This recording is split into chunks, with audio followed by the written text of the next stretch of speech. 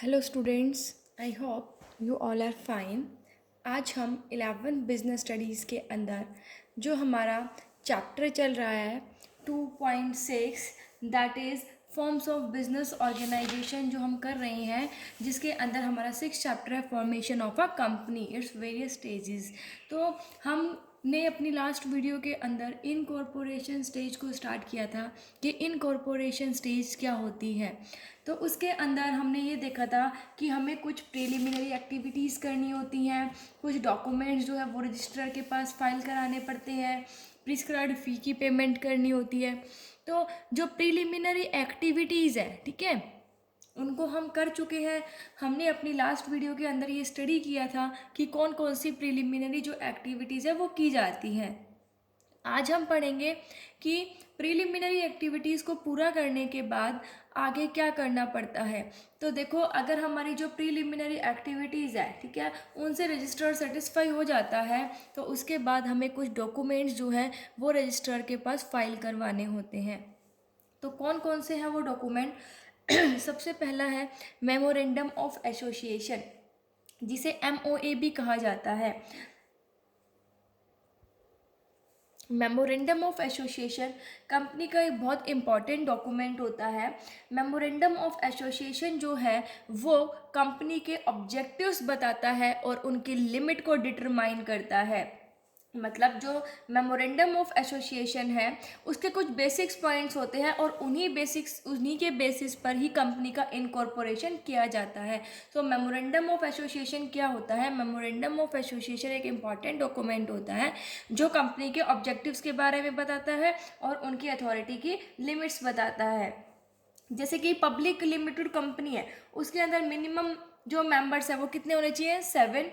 और प्राइवेट के अंदर कितने होने चाहिए? मिनिमम 2। ठीक है, तो जो पब्लिक लिमिटेड कंपनी है उसके अंदर मिनिमम 7 मेंबर्स और जो प्राइवेट लिमिटेड कंपनी है उसके अंदर मिनिमम 2 मेंबर्स जो है वो इस डॉक्यूमेंट को साइन करेंगे। और हर सिग्नेटरी के पास, मतलब जो हर ये साइन कर रहे हैं उनके पास एटलीस्ट एक शेयर तो होना ही चाहिए। ठीक है, और उनके ऊपर क्या लगी होनी चाहिए? स्टैंप लगी होनी चाहिए। तो मेमोरेंडम ऑफ एसोसिएशन जो है वो हम फाइल कराएंगे रजिस्ट्रार के पास। सेकंड है हमारा आर्टिकल्स ऑफ एसोसिएशन। देखो, आर्टिकल ऑफ एसोसिएशन भी एक बहुत इंपॉर्टेंट डॉक्यूमेंट है।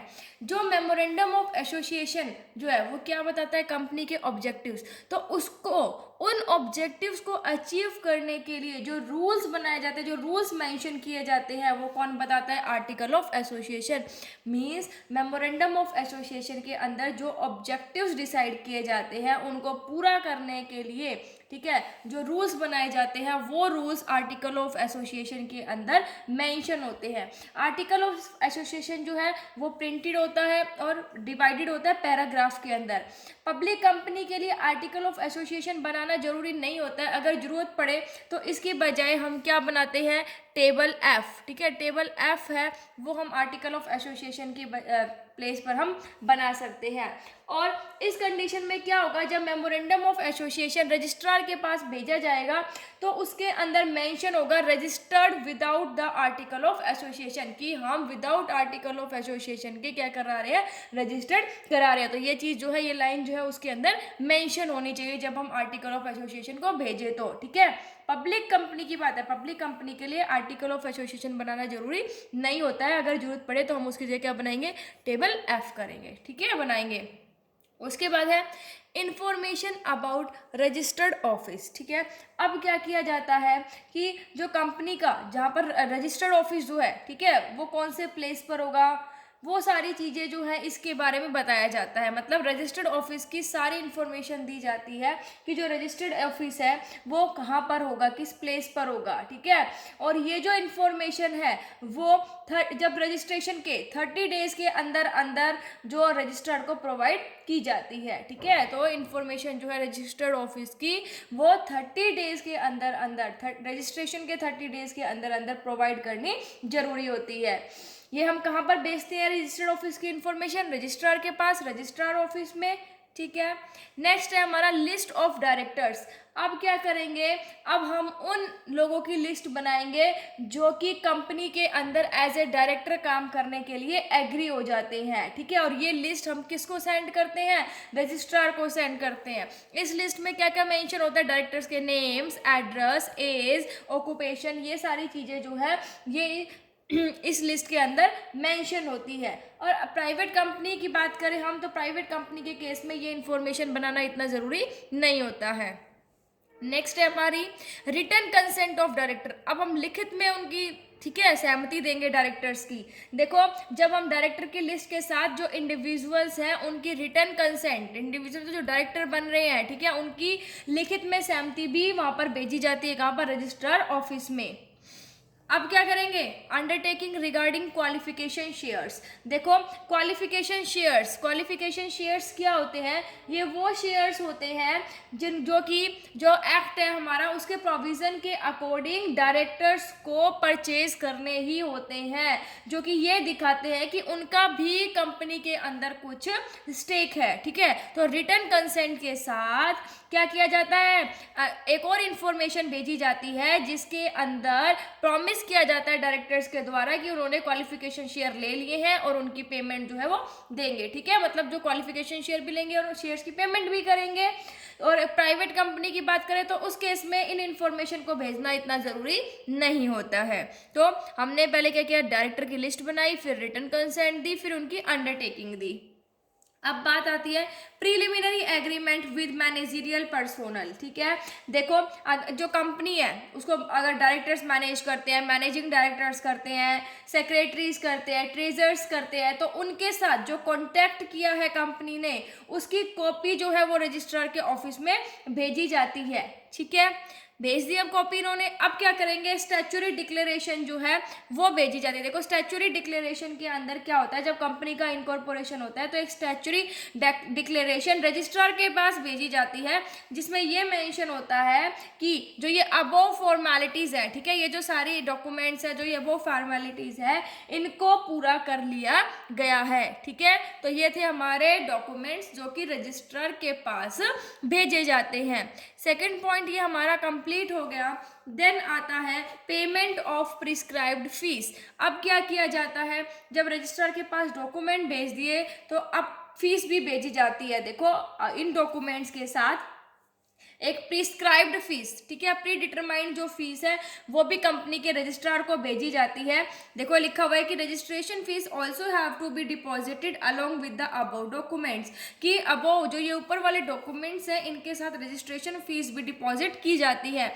और जो रेट ऑफ फीस है, ठीक है, जो rate of fees are given in 10th schedule of the Indian companies act, और फी का जो रेट है वो इंडियन कंपनी एक्ट के 10th शेड्यूल के अंदर मेंशन होता है। Fees deposited in government of India account with RBI, और ये जो फीस है ये कहाँ डिपॉजिट करवानी पड़ती है, जो रिजर्व बैंक ऑफ इंडिया है हमारा उसके पास गवर्नमेंट ऑफ इंडिया का जो अकाउंट है उसके अंदर ये फीस डिपॉजिट करवानी पड़ती है, ठीक है। अब क्या, अब हमने सारी फॉर्मेलिटीज पूरी कर ली। देखो, after completion of the above formalities, जब हम ऊपर वाली सारी फॉर्मेलिटीज पूरी कर लेते हैं तो उसके बाद जो रजिस्ट्रार है वो क्या करेगा, डॉक्यूमेंट्स को चेक करेगा, इंस्पेक्ट करेगा। If he is satisfied, then a certificate of incorporation and CIN, that is corporate identity number, is issued to the company under Companies Act 2013। अगर रजिस्ट्रार सेटिस्फाई हो जाता है तो वो सर्टिफिकेट, इनकॉर्पोरेशन की जो सर्टिफिकेट है और जो कॉर्पोरेट आइडेंटिटी नंबर है वो कंपनी को कंपनी एक्ट 2013 के अंडर इशू कर देगा, ठीक है। तो ये देखो, ये पढ़ा हमने कि कैसे एक कंपनी का इनकॉर्पोरेशन होता है। पहले कुछ प्रीलिमिनरी एक्टिविटीज पूरी करनी पड़ती हैं, फिर डॉक्यूमेंट्स फाइल कराने पड़ते हैं रजिस्ट्रार के पास, और देन फीस की पेमेंट करनी होती है, ठीक है। तो जब ये रजिस्टर सेटिस्फाई हो जाता है तो कंपनी को कंपनी एक्ट 2013 के according certificate of incorporation issue कर देते हैं और एक कॉर्पोरेट आइडेंटिटी नंबर को भी इशू किया जाता है। अब हमारा नेक्स्ट टॉपिक है इफेक्ट्स ऑफ इनकॉर्पोरेशन, कि जो ये इनकॉर्पोरेशन किया जाता है कंपनी का, उसके इफेक्ट्स क्या क्या होते हैं। पहला है कि कंपनी बिकम्स एन कॉर्पोरेटेड एंटिटी, जो कंपनी है वो क्या बन जाती है, एक इनकॉर्पोरेटेड एंटिटी बन जाती है, ठीक है, एक रजिस्टर्ड एंटिटी बन जाती है। Identity of company becomes permanent, अब जो कंपनी की आइडेंटिटी है वो परमानेंट हो जाती है। Certificate of incorporation can be presented in court as a proof of the existence of company. अब क्या किया जा सकता है, कंपनी की एग्जिस्टेंस के लिए अगर कोई प्रूफ मांगा जाता है कोर्ट के अंदर, तो वो भी हम इनकॉर्पोरेशन की जो हमारे पास सर्टिफिकेट आएगी उसको हम प्रेजेंट कर सकते हैं। नेक्स्ट है company becomes an artificial person created by law and it's identity is considered separate from its member. Registration incorporation के बाद कंपनी जो है एक आर्टिफिशियल पर्सन बन जाती है, ठीक है, जो कि लॉ के द्वारा क्रिएट की जाती है, और इसकी आइडेंटिटी अब इसके मेंबर से सेपरेट हो जाती है। नेक्स्ट है a private company can start its business just after receiving the certificate of incorporation.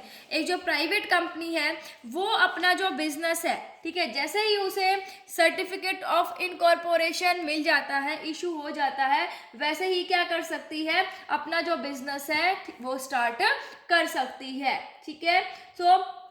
ये अभी हमने पढ़ा कि कौन कौन से डॉक्यूमेंट्स हमें फाइल कराने पड़ते हैं, ठीक है, जो फीस है वो हमें कैसे पेमेंट करनी पड़ती है, कौन से अकाउंट में करनी पड़ती है। उसके बाद हम इनकॉर्पोरेशन के हमने इफेक्ट्स पढ़े हैं, ठीक है। आई होप आपको समझ आ गया होगा। Thank you, stay safe, stay home.